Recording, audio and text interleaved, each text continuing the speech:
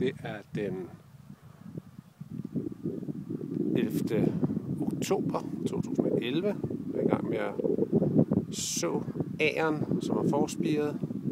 Skal vi se, de ser sådan der ud.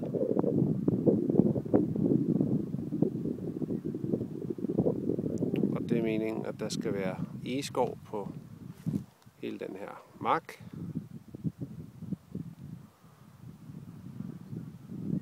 Vi ligger omkring 6.000 agern i jorden i en nyhøstet hvedemark, som står stup, ved at med sådan en stok trykke et hul, og så bliver agerne puttet ned med spiren først, og så lige træde til, så dyrene ikke kommer og tager det, og så næste hul, og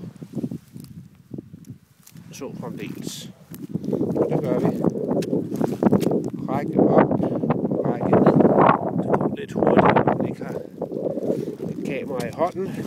Men